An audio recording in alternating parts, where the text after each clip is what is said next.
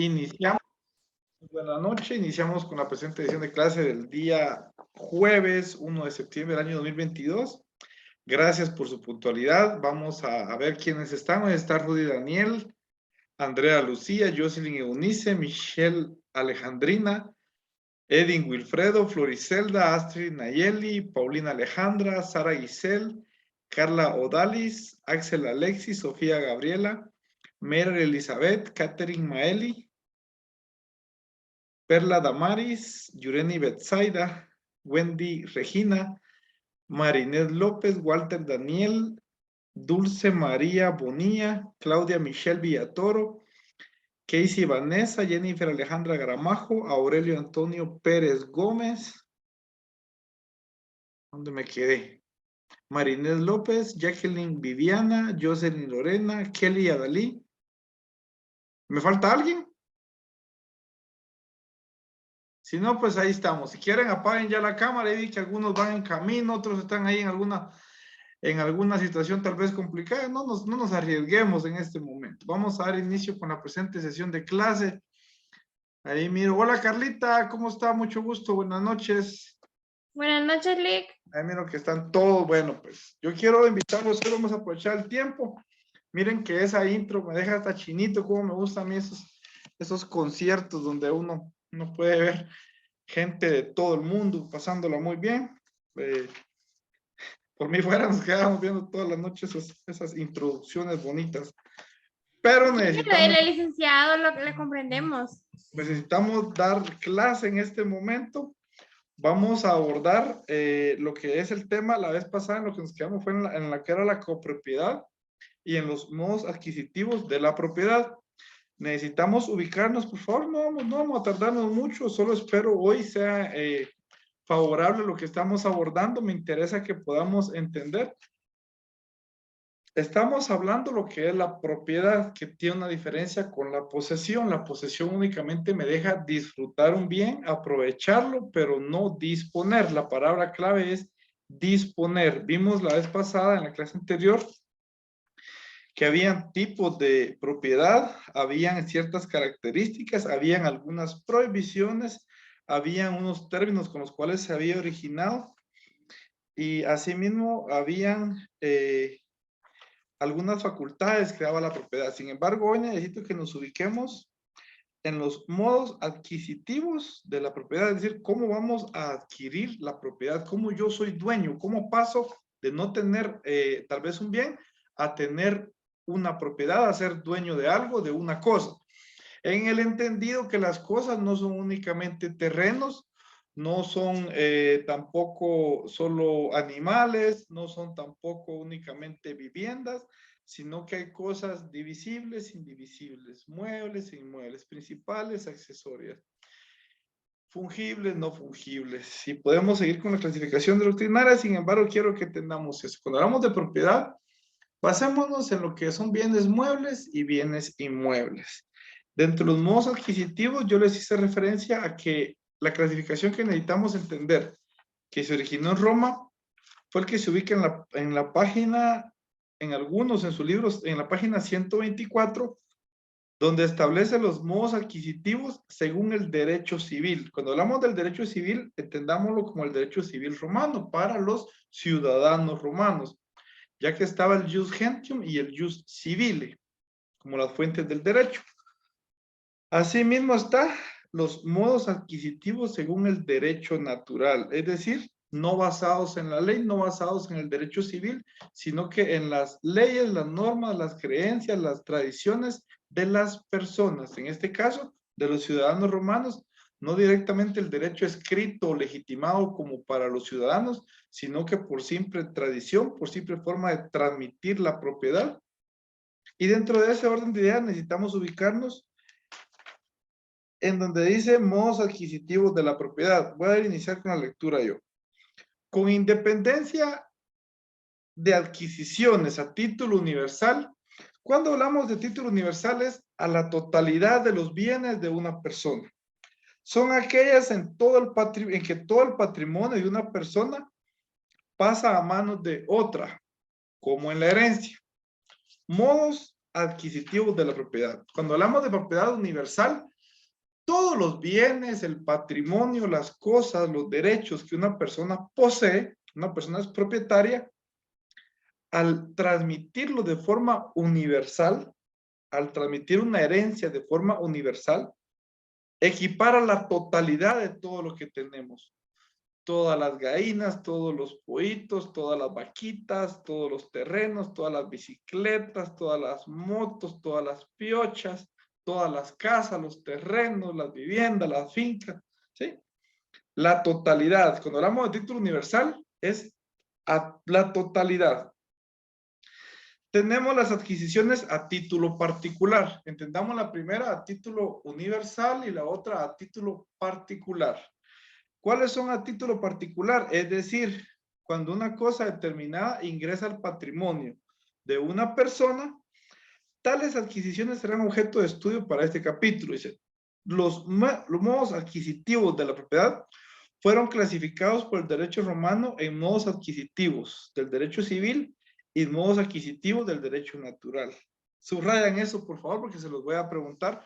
Los modos adquisitivos de la propiedad fueron clasificados en el derecho romano en 2 puntos. ¿Cuáles son, compañeros? Vamos a ver si me van llevando ahí la lectura. ¿Cuáles son esos modos adquisitivos de la propiedad? Tengo una clasificación que se llama el derecho romano. ¿Quién me puede responder esa pregunta?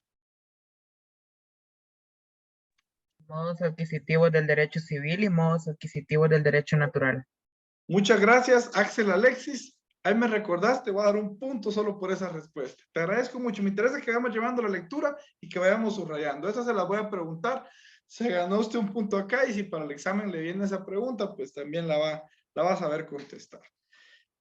Dentro de esa estructura, los modos adquisitivos del derecho civil enumera incisos. Ese sería el inciso A, modos adquisitivos del derecho civil. Los otros eran modos adquisitivos del derecho natural. Los modos adquisitivos del derecho civil son la mancipatio,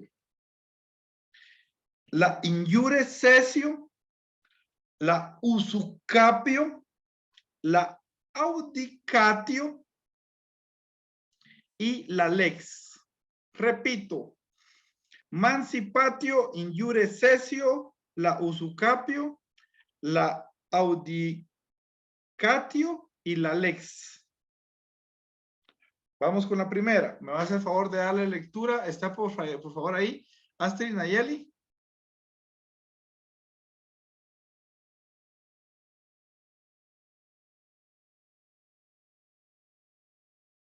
Y si no está por ahí, me hace el favor de prepararse Mary Elizabeth. Le da lectura, por favor, a los modos adquisitivos según el derecho civil.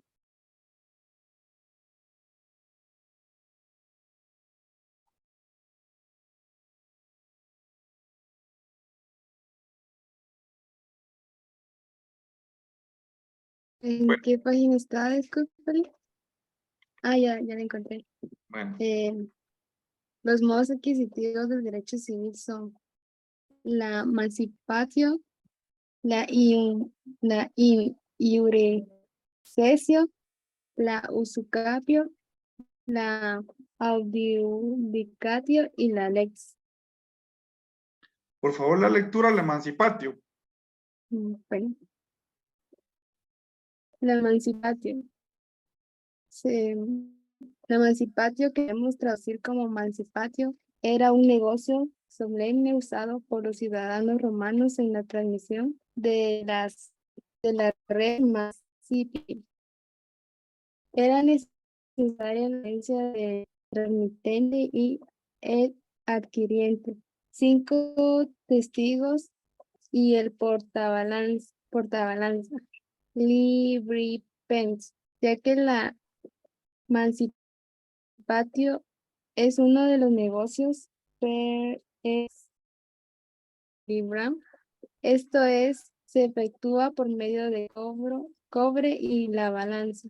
Sí, Por favor, siga. el adquiriente tomaba en sus manos la cosa que se iba a emancipar o al objeto que la representante y afirmaba que a que ella le pertenecía de acuerdo con el derecho de los quirites. Después tocaba la balanza con un pedazo de cobre que entregaba al transmitente como símbolo del precio, además de utilizarse para formalizar la transmisión de propiedad. La emancipatio servía para la transmisión de los derechos reales, la realización de determinados actos del derecho de familia, adopción,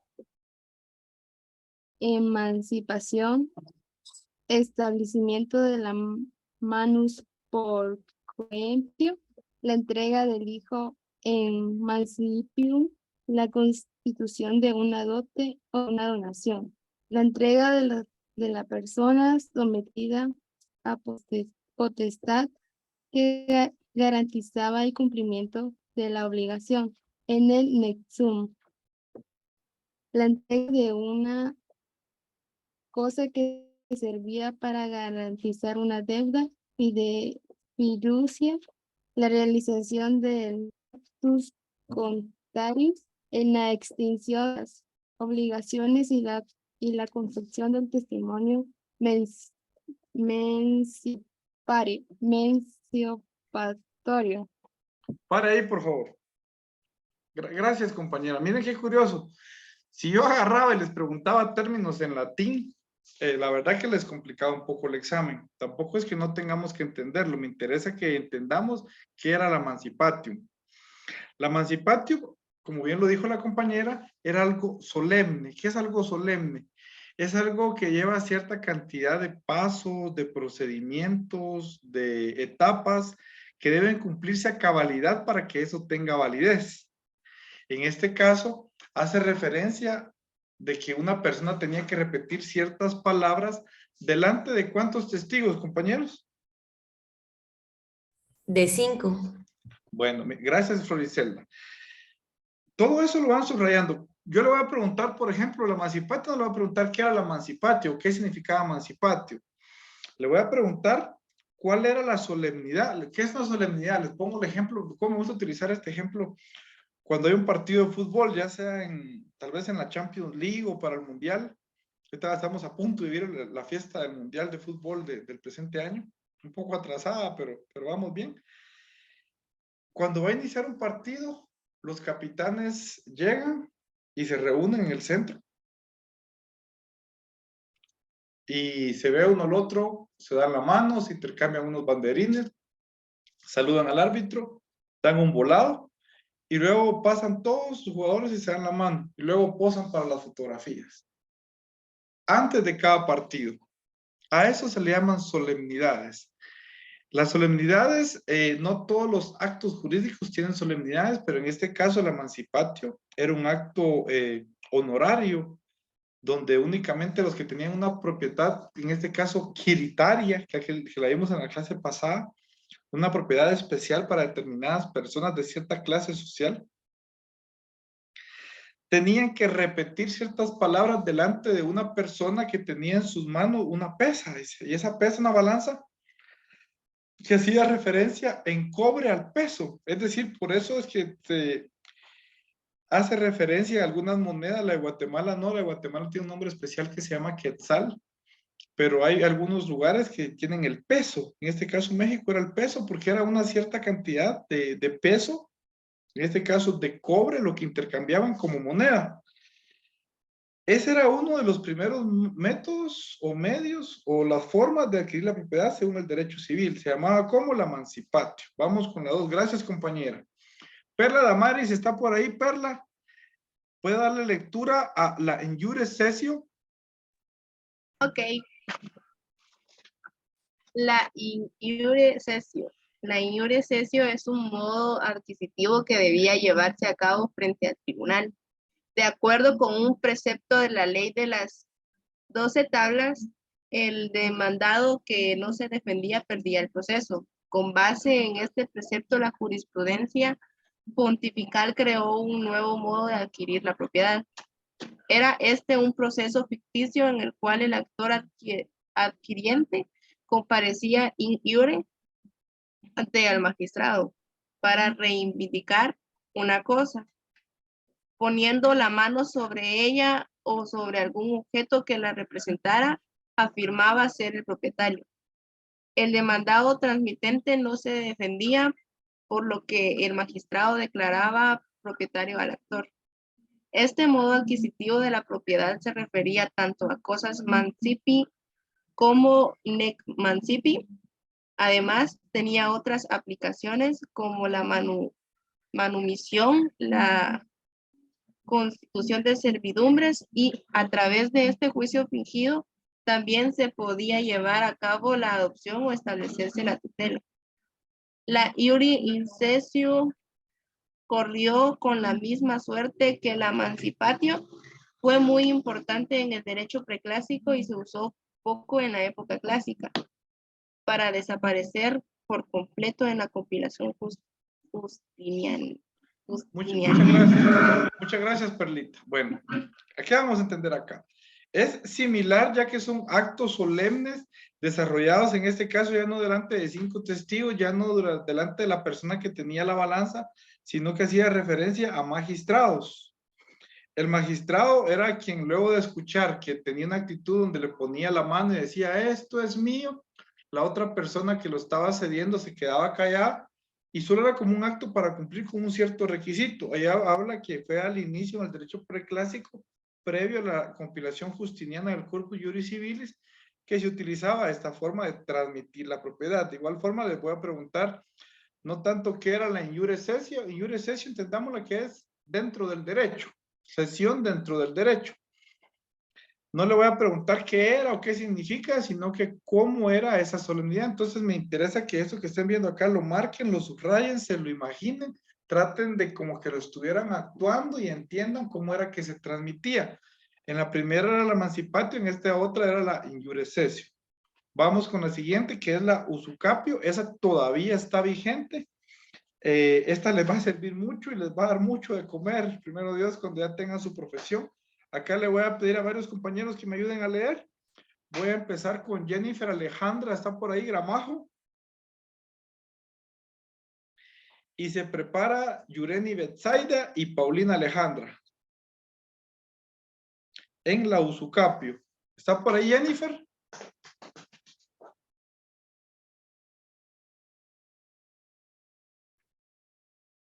Si no está por ahí, le vamos a la palabra a Yureni Betsaida.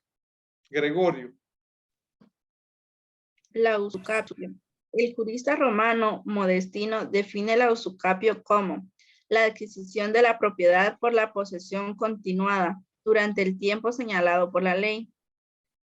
Al ser la usucapio, como los dos anteriores, un modelo de adquirir el derecho civil, solo era aplicable a los ciudadanos romanos y en relación con aquellas cosas sobre las cuales se pudieran tener la propiedad hereditaria. Para la usucapio deben reunirse 5 requisitos. Alto ahí, lo subrayan, por favor, que yo se los voy a preguntar. Continúe, Yureni. La res habilis, titulus, fides, possessio y tempus. Res habilis. Este requisito tiene que ver con la cosa que se va a usucapir, que debería estar in commercium, puesto que las cosas que estaban fuera del comercio no podían ser apropiadas por los particulares. Títulos. El título es aquel que justifica la posesión. En otras palabras, esto quiere decir que la posesión debe estar fundada en una justa causa de adquisición. Estas causas son proemptore, prodonato, prodot, prolegato, pemsoluto, prodelicto, es decir, que se deben poseer como comprador, donatario en virtud de la dot, como legatario, por haber recibido un pago o por haber ocupado una cosa que se pensó. Alto ahí, por favor. Gracias, Yureni, muy buena lectura. Vamos con Paulina Alejandra, a lo que sigue a continuación. En todos los casos anteriores existió un título que debió haber sido suficiente para justificar la adquisición y, en su caso, la propiedad, pero por un vicio de fondo que el transmitiente no fuera el propietario de la cosa, o de forma no haber realizado la emancipatio o la in iuris cessio, no se adquirió la propiedad y solo se justificó el comienzo de la posesión. 3. Fides. Existe la buena fe cuando el poseedor cree tener derecho a la posesión. Solo el poseedor de buena fe puede convertirse en propietario por usucapión en el derecho romano. El ladrón no podía usucapir. 4. Posesio. La posesión debería ser continuada, pues una interrupción hacía necesario el comienzo de una nueva usucapión, con todos sus requisitos. 5. Tempus. La ley de las 12 tablas fijó el plazo necesario para el usucapión, que debía ser de 1 año para cosas muebles y 2 años para inmuebles. Alto ahí, alto ahí. Muchas gracias, Paulina.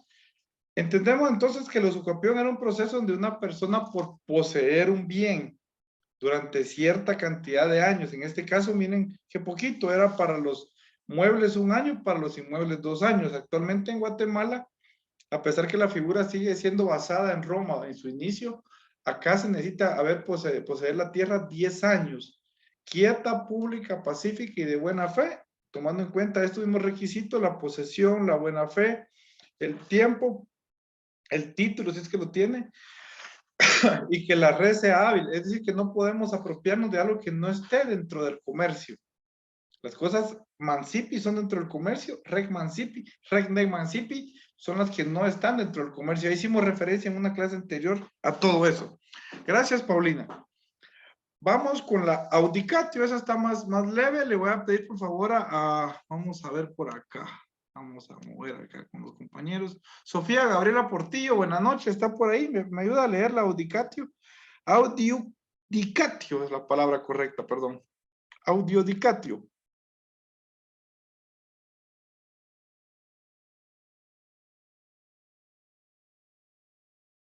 Y si no está por ahí, Sofía Gabriela, me apoya, por favor.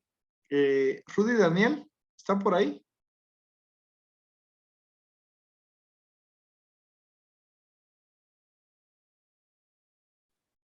Buenas noches, Lex. Te escuchamos, compañero. La adiucatio. En los juicios divisorios, el juez tenía la facultad de adjudicar, esto es de atribuir a cada uno de los litigantes la parte que le correspondía. La adjudicación se daba en relación con las 3 acciones divisorias de la herencia indivisa, de la cosa común en la copropiedad y de deslinde. Muchas gracias. Es decir, que esta propiedad no era por poseer, no era porque se la apropiara, no era porque fuera delante del juez, no era porque fuera delante de testigos, sino que dentro de un proceso, entre un litigio, el juez tomaba una decisión y lo que hacía era dar a cada parte, el juez adjudicar. Todavía esa función la sigue teniendo el juez, en este caso el juez de materia civil, pero en algunos casos el de paz, según la cuantía o la cantidad de dinero que esté en discusión sobre las partes con respecto a bienes. Es decir, que hasta la hacía el juez, la facultad de adjudicar. Y nos vamos con la lex. La lex le va a pedir favor que me la lea Dulce María. ¿Está por ahí, Bonilla? La escucho. Así es, Lick. Buenas noches. La lex. Bajo esta denominación, el derecho civil incluyó todos aquellos casos en los que se adquiría la propiedad por el solo efecto de la ley. Estos casos son 3. El legado vindicatorio, por el cual el legatorio se hace propietario en el momento en que el heredero acepta la herencia, las leyes caudicarias de Augusto, que excluían de ciertas liberalidades a las personas solteras o sin hijos para atribuirles a otros herederos. Finalmente, el que encontraba un tesoro en un terreno ajeno debía entregar la mitad al dueño del terreno, quien se convertía en propietario de esa parte por disposición de la ley. Muchas gracias, compañera. Acá vamos a entender que las personas obtenían la propiedad no porque lo dijera un juez, no porque lo ocuparan, no porque fueran ante los magistrados, no porque lo hicieran delante de testigos a través del emancipatio, sino que porque había una norma, una ley que creaba ese derecho y se lo cedía a ciertas personas. Acá hace referencia a los herederos y algunas personas también con respecto a cómo obtener esa propiedad. Acá han habido algunos procesos. Actualmente todavía Jalapa, Monjas, San Pedro Pinula, Mataquescuintla tienen tierras comunales donde por ley, no porque hayan comprado, sino que la ley les reconoce ese derecho, que los hace llamar derechosos de una tierra común, comparten la propiedad de esa parte de tierra. Estamos hasta ahí con los modos que reconoce de forma adquisitiva el derecho civil. Pero como dijimos que habían también modos naturales, vamos a tratar de avanzar con esos para que nos dé tiempo poder explicarlos hoy. Le voy a pedir, vamos a ver, a Jacqueline Viviana está por ahí, que me lea lo que es la traditio. La traditio se ubica en esa misma página, en la página 126, en la parte de abajo.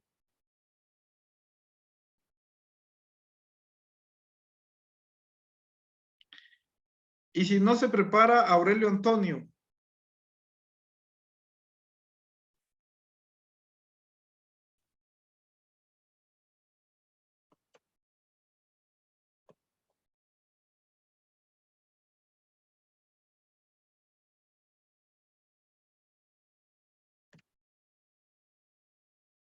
Está por ahí Yara María José. Lick, ¿lo puedo leer yo? Está bien, Sofía, muchas gracias, muy amable. La traditio. Una de las acepciones de la palabra tradición, traditio, es la de entrega. Y de este modo adquisitivo de la propiedad que se realizaba precisamente mediante la entrega de una cosa, anudada a la intención de transmitir y adquirir. Para que la tradición sea efectiva deben reunirse dos requisitos. Uno, de carácter objetivo, consiste en la entrega de la cosa y otro de carácter subjetivo, que es la intención de transferir por parte del tradens y la de adquirir por parte de accipiens. La traditio fue conocida desde la época preclásica, pero se aplicaba solamente a las cosas nec mancipi. Para las res mancipi era necesaria la mancipatio o la injure cesio. Al desaparecer la distinción de la cosa mancipi y nec mancipi, la traditio sustituyó la mancipatio y la injure cesio. Alto ahí, alto ahí. Gracias, compañera, muy amable. Ahí hace referencia que al inicio estas fueron las que prevalecieron, pero llegó el momento en que la traditio sustituyó a la injure cesio y a la mancipatio. Entonces, subrayan eso, por favor, pero tuvo un hecho fundamental cuando se dejó de dividir en lo que era res mancipi y res nec mancipi. Continúe, por favor. Gracias, compañera. ¿Puede continuar? Dice con el tiempo. Con el tiempo, la exigencia de la entrega material fue sustituida por actos simbólicos que pusieran de manifiesto la intención de las partes de transferir y adquirir, como por ejemplo la entrega de las llaves de la bodega en donde se guardaba la mercancía por entregar. Muchas gracias, compañera. Gracias. Vamos a pasar a lo que es la ocupación. Está por ahí, bueno, está Yara María José, ¿está por ahí? Y se prepara Casey Vanessa.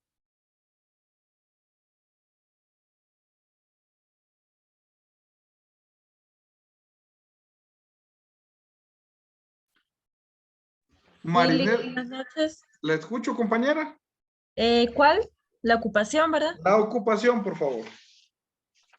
Adquirimos por ocupación, esto es, apropiándolas aquellas cosas que están en el comercio y que carecen de dueño, bien porque nunca lo tuvieron, res nullius o porque su dueño las abandonó. Alto ahí, por Res- favor. ¿Eso lo subrayan, todo eso? La ocupación solo es cuando no tenía dueño o cuando el dueño las abandonó. Continuemos, por favor. Los romanos consiguen entre las res nullius a las siguientes. Número 1. Los animales salvajes que gozaban de libertad, la caza y la pesca. Número 2. Si quieren, por favor, paremos ahí. Eso ya lo leen después ustedes. Vamos, usted misma, compañera, por favor, me ayuda a leer donde dice la accesión, el siguiente inciso, únicamente el primer párrafo, donde dice hay accesión. La accesión. Hay accesión cuando una cosa se adhiere a otra de forma inseparable, en cuyo caso será dueño del conjunto el dueño de la cosa principal. La adquisición es definitiva, aunque indemnizando al propietario de la cosa accesoria. Alto ahí.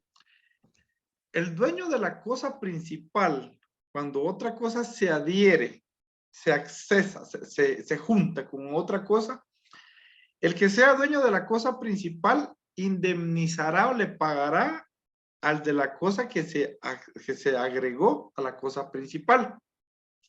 Acá pone muchos ejemplos. Hace referencia al bordado, a las telas, a la escritura sobre el pergamino. Hace referencia a muchas cosas. Al vino y hace referencia a dos que me interesa hacer valer. La abulio o abolición y el aluvio o aluvión. ¿Por qué les hago referencia a eso? Porque eso es muy poco probable que suceda, pero el actual Código Civil guatemalteco, el decreto ley 106, que fue creado en 1963, creo hace miren cuántos años, pero es tan perfecta la obra que sigue estando vigente, los incluye. Miren qué interesante es y se los voy a preguntar porque les va a servir en civil y se van a recordar de mí cuando lo analicen en civil. ¿Qué es la abolición? Tiene lugar cuando una porción de un terreno arrancada por la corriente de un río se adhiere a otro fondo. Un pedazo de tierra el río se la lleva y se lleva una isla y se agrega a otro terreno. Miren qué curioso, porque esa parte que se arrancó pasa a ser parte de donde fue quedar pegada. Eso se llama abolición y vamos con el aluvión. Dice, consiste en el incremento constante e imperceptible en los fondos ribereños por el movimiento del agua. Imaginen ustedes que son dueños, propietarios de una parte de tierra, de un terreno, de una finca, de un fondo ubicado a la ribera de un río o a la ribera de un lago. Pues porque el agua ha traído tal vez de a poquito a través del río pedazos de tierra, poquito, es imperceptible, es decir, poco a poquito. Y se le forma tal vez 1 metro más de costa, es suyo. En este caso, también puede hacer que el agua en vez de correr lo que hace es meterse. Es meterse, es dejar de estar donde el nivel llegaba y estar más profundo. Entonces eso hace que la tierra crezca para el propietario. Pues ahí hace referencia a la abolición y al aluvión. Perdón que le interrumpí, compañera. Le voy a pedir que continúe leyendo, por favor, lo que es la especificación. Y está en el inciso D, por favor. La especificación. Existe la especificación cuando una materia prima se transforma para formar una nueva especie. Por ejemplo, las uvas que se transforman en vino o un pedazo de mármol que por obra de un escultor se transforma en una estatua. ¿Quién es el dueño de esa nueva especie? Alto ahí, ¿Sigo? alto ahí, alto ahí. Eso todavía está vigente en el actual Código Civil. Muchas gracias. Todavía vamos a seguir ayudando porque me gusta cómo le permite. La especificación se da, hace referencia a dos ejemplos muy claros. Cuando dos bienes se juntan, pero que se transforman, entonces ahora tienen un valor mayor. ¿A quién pertenece? Hace referencia a que si lo transformaron, si lo utilizaron, si lo aprovecharon, si las uvas las agarraron con permiso, con autorización, la propiedad va a ser compartida o va a ser cedida de quien la creó. En todo caso, si fue utilizado, por ejemplo, hace referencia ahí al mármol, no sé si ustedes han visto las figuras de mármol de Grecia, de Roma, que son tan hermosas, tan perfectas. Creo que este Miguel Ángel tenía unos trozos de mármol que parece tela, que parecen venas, que parecen la niña de los ojos de las personas, también labradas, que ya al momento de ser, tal vez un pedazo de mármol es caro, pero al momento de ser labrado, darle forma, de hacerlo una obra de arte, eso pasa a tener un valor incalculable. ¿A quién pertenece? Vamos a enfocarnos ahí. Acá hace referencia a algunas escuelas, como algunos exponen sus criterios, lo van a leer ustedes, pero me interesa que sepan de que si lo hizo con permiso, pertenece a quien lo creó, pero si lo hizo sin permiso, pertenece a quien pertenecía anteriormente el bien que fue modificado. Vamos con la confusión y la comixtión. Por favor, de la lectura, compañera. Eso también todavía está vigente en el actual Código Civil guatemalteco. La confusión y comixtión se entiende por una y otra respectivamente la mezcla de líquidos o de sólidos. Si la separación es posible, cada propietario conservará la propiedad de su objeto. Si no lo fuera, surge una copropiedad. ¿Sigo? Hasta ahí, por favor. Ahí está. Esa creo que está entendible. Es directamente con líquidos y si no se pueden dividir, se van a copropiedad y si no, pues se dividen y cada quien agarra lo que se unió. Confusión y conmicción son dos términos diferentes. Luego vamos con la siguiente, la prescriptio logi temporis. Ayúdenme, compañera, con el primer párrafo también, por favor. La prescriptio longi temporis, puesto que la usurpación solo la podría invocar los ciudadanos romanos y sobre las causas sobre las cuales se podía tener la propiedad adquiritaria, que en caso de inmuebles debía estar ubicados en suelo itálico, la legislación imperial creó una institución análoga aplicable a los fundos provinciales. Continúe, por favor. En un principio solo se le dio una defensa al poseedor de un terreno provincial para rechazar la acción del propietario, una excepción que se hacía valer como praescriptio y de ahí el nombre de esta institución, praescriptio longi temporis o prescripción de largo tiempo. Alto ahí. Hacemos referencia de nuevo al tema que Roma tenía muchas legislaciones de tipo clasista, donde hacía referencia incluso a un derecho especial, a una propiedad especial como la propiedad adquiritaria.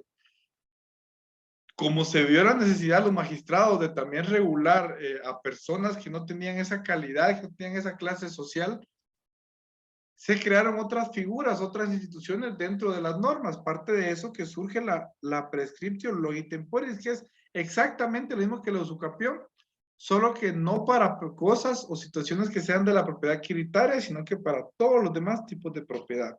Lo van a leer, por favor, ahí, y creo que es importante hacer ver que Justiniano lo que hizo fue fusionarla, o sea, las unió, la usucapión y la prescriptio logi temporis, y fijó el plazo para bienes muebles en 3 años y para los inmuebles para 10 años entre presentes y 20 entre ausentes. ¿Qué sucedió? Justiniano llegó a establecer un término más coherente porque fue mucho tiempo después. Estamos hablando que ya pasó la república a ser un imperio y que todavía en Guatemala se sigue basando el plazo en que utilizó Justiniano, que fue de 10 años. Vamos con el inciso G, que es la adquisición de frutos. Ahí la voy a dejar descansar, Casey Vanessa, gracias por su apoyo, es muy amable. Y me va a apoyar Wendy Regina, ¿está por ahí? Buenas noches. Muy buena noche, compañera. La molesto con que me lea la adquisición de frutos. Muy bien. La adquisición de frutos. Ya sabemos que los frutos adquieren individualidad al desprenderse de la cosa matriz, momento a partir del cual son considerados como cosas independientes. Su propiedad puede responder al dueño de la cosa fructífera o a la persona que tenga otro derecho sobre la misma. Existe otro criterio de clasificación de los modos de adquirir la propiedad. Es posterior al que acabamos de estudiar y los agrupa en modos de adquirir originarios y derivativos. Son originarios aquellos en que la adquisición se hace sin la colaboración de un anterior propietario. Y derivativos, aquellos en que la adquisición se realiza con la colaboración de éste. Se invita al lector a que, tomando en cuenta esta distinción, intente agrupar los modos adquisitivos que ya estudiamos en una o en otra de estas clases. Muy bien. Vamos a entender acá lo que son los frutos. Como ya lo hemos abordado, todavía sigue estando vigente esta forma de adquisición de la propiedad. Vimos hoy entonces lo que eran los modos según el derecho civil y los modos según lo que es el derecho natural. El derecho civil guatemalteco vigente en Guatemala a través del Código Civil aplica los dos. Aplica los que establece el derecho civil y los que aplica el derecho natural. ¿Qué me interesa que se aprendan? Todo. ¿Qué me interesa que se aprendan? Las solemnidades, que se aprendan cómo cada una tenía ciertas características peculiares con respecto al tipo de posesión, al tipo de propiedad, a la clase social que pertenecían las personas que celebraban ese tipo de transmisión de la propiedad y a cómo lo obtenían. Hablábamos de la comisión, hablábamos de la especificación, de la confusión, de la aluvión, de la abolición. ¿Sí? Miren todo lo que estamos hablando en un ratito. Estábamos también hablando de lo que era la ocupación. Entonces, todo este tipo de formas de transmisión de propiedad se las voy a preguntar. Me interesa que las lean, me interesa que tengan dudas, me interesa que se preparen para la siguiente clase porque les voy a preguntar. La siguiente clase vamos a hacer preguntas, muchas preguntas a ustedes y les voy a dar puntos, así que se preparan. No son preguntas del otro mundo, no, que me interesa que hayan marcado su libro, que se preocupen en tenerlo. Me deja pensativo algunos que no contestaron, desconozco por qué no sería, tal vez porque no están poniendo atención o porque no están ahí con su libro, les dio pena. Me interesaría que para la siguiente clase todo el mundo estemos pendientes. Son puntitos que son claves y recuerden que yo pregunto lo que doy en clase. Por el momento vamos a terminar por ahí la clase.